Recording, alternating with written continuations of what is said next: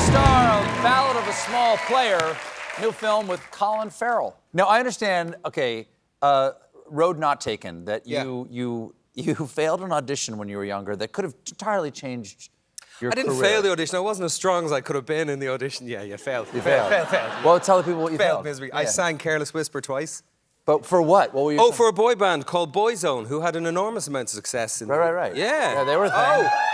Yeah. We have some Boyzone fans. Yeah. It could have been very different. Wow. I could be up with the band there. Yeah. Were you? Did you have a musical career? Is that how they found you? I could be. No, I was in You want to get up and dance. No one's going to stop you. I so don't. I was dancing in a nightclub called the Pod and Just with friends? With mates, yeah, on a weekend. And Louis Walsh, who's the manager of Boyzone, came up to me and he said, listen, I'm getting this band together. It's going to be huge. You've got a great look. I'd like you to be in the band. I was 17 or 18. Yeah, whatever, man. And they held an open audition and it was in the papers and stuff. And my picture was in the paper. Anyway, I went and they said, sing Careless Whisper. And I sang it once. And then they said, would you mind just singing that again? Because I don't think they could believe how bad it was. and I sang it a second time. And then I went home and the next day Louis called. I'll never forget, my mum said, Colin, there's someone on the phone, Louis Walsh. I was cool. I answered the phone. He said, listen, it's not for you.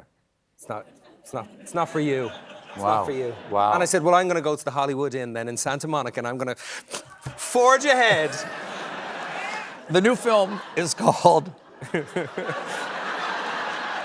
Ballad of a Small Player, directed by Edward Berger, which people might know from Conclave. He's a great director. Yeah, Conclave and All Quiet on the Western Front.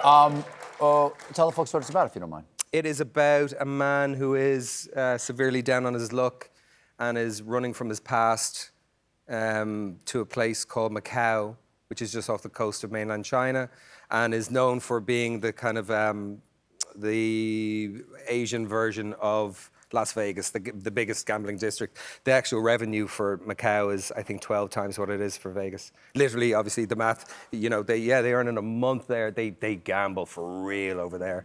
But he's suffering under the weight of addiction to booze, addiction to gambling, and he's looking in all the wrong places for a sense of peace and a sense of belonging in his life. And it's the last kind of couple of days on his journey towards a potential redemption, I suppose. Had you been to Macau before? I had never been to Macau. Fascinating place. I was about to say, beautiful. I've never been, yeah. Really beautiful. The gambling district, which is just extraordinary, and as you can imagine, it is like Vegas. They have a Londoner hotel, which has, you know, a half-scale model of Big Ben. They have the Parisian, that's a third-scale model of the Eiffel Tower.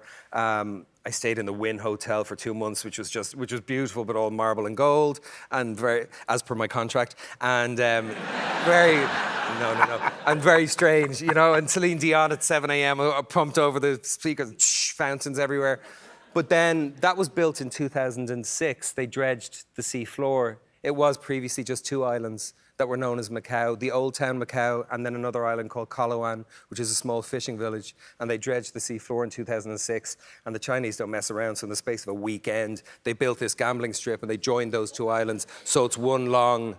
Wow. But the older parts of it are really interesting, and the kind of the violence of the contrast between this gambling mecca, which, as I said, is so overwhelming, and then these older, sleepier parts of the town are really kind of beautiful.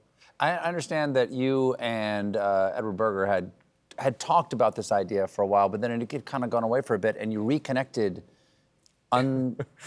surprisingly, in a place you hadn't expected. Where did you reconnect? In a sauna. Yes. Yeah. Was this a planned meeting, or you just found yourself... It was a very above board, very PG sauna. There was no... No one saying otherwise. No glory holes. No one... No, you really are going to get me canceled. You don't, friendo. We were 2 men. You better have a job for me. We were 2 men in shorts in a sex desert. Sure. Having... But did you plan this meeting, or was it a surprise?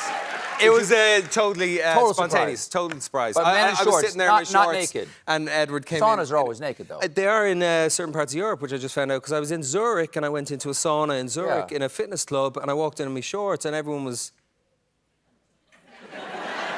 And I thought, all right, then I dropped trow and put me shorts. Yeah, but in London, you got to wear your shorts. I didn't know that. Yeah. It's good to know. Yeah. Yeah, I'll know. Yeah. You're going to have a lot of time off coming up, I believe. Exactly. So you're going to take a trip to London. Exactly. Yeah, no, so we just had a chat and we were both dripping sweat and shook hands, very slippery, and And like, oh, let's do it. let's do it. Yeah, That's absolutely. fantastic. I mean, we had talked about it for about 3 years before that, but that was kind of he was on the trail with All Quiet on the Western Front, doing the Oscar run, and we were around Banshees at the time, so we were crossing paths, various different things. But that was the first time and the last time we crossed paths in a sauna. There are worse places to strike a deal. For sure. Yeah. Yes. Yeah. They're telling me to wrap over there. This has been so delightful. Lovely to see you, man. Nice to see you, too. I wish you all the success and luck and good fortune and Back health at and you, man. freedom as you go out into the world. Thank you so much. I hope I see you out there. Same. Ballad of a Small Player is on Netflix tomorrow. Colin Farrell, everybody. We'll be right back with Cameron Crowe.